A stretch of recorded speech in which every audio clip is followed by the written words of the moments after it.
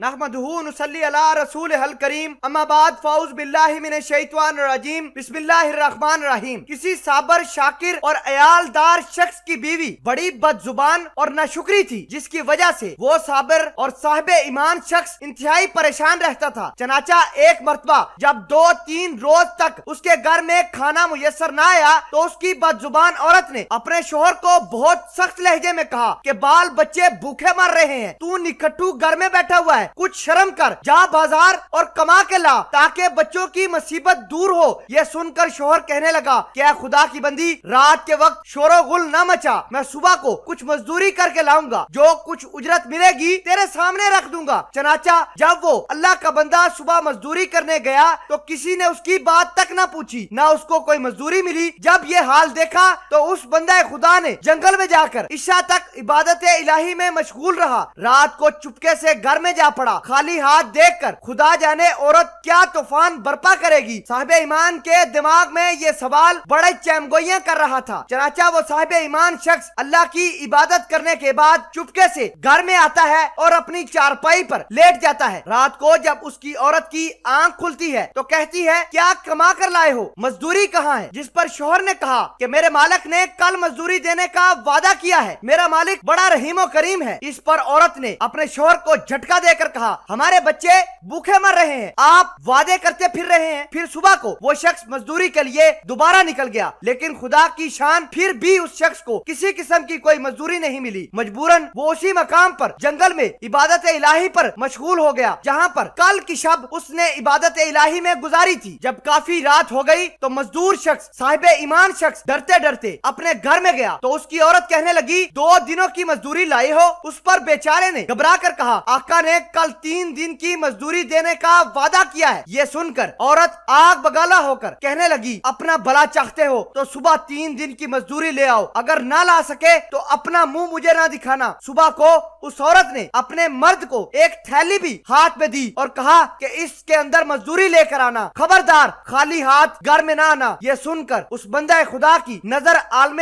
اسباب سے اٹھ کر مسبب حقیقی کی طرف جان پڑی اور اسی وقت سیدھا جنگل میں جا کر عبادت الہی میں مشغول ہو گیا، اور رات گئے تک عورت کے خوف سے اس تھیلی میں ریت برتا رہا کہ رات اسی طریقے سے گزر جائے اور عورت کے ترانے کی آفت سے بھی میں بچ جاؤں۔ آدھی رات عبادت الہی میں گزارنے کے بعد جب صاحب ایمان شخص اپنے گھر کی طرف چلا تو اس کے دل میں اپنی بیوی کا خوف تھا، اپنے بچوں کے مرنے کا خوف تھا، بھوک افلاس کا خوف تھا۔ جو ہی گھر پہنچا تو اس کے گھر سے ایک ایسی خوشبو آئی جس نے اس کے دل و دماغ کو معطر کر دیا اور اس کی عورت خوشی سے دروازے پر آ گئی۔ بندہ خدا نے پوچھا یہ کیا معاملہ ہے، گھر سے اتنی خوشبو کیوں آ رہی ہے؟ اس کی عورت کہنے لگی اندر چلو، میں اس کی حقیقت آپ کو سناتی ہوں اور خدا کا شکر ادا کرو، یقیناً تم سچ کہتے تھے کہ تمہارا مزدوری دینے والا سچا ہے۔ صاحب ایمان کی عورت بولی کہ واقعہ یہ ہے کہ میں اپنے بچوں کے کھانے پینے کی فکر میں مدہوش بیٹھی ہوئی تھی کہ اچانک کسی نے دروازے پر دستک دی۔ میں نے دروازے پر جا کر دیکھا کہ ایک سبز پوش سوار دروازے پر کھڑا کہہ رہا ہے لے اپنے شوہر کی 3 دن کی مزدوری لے لے، اور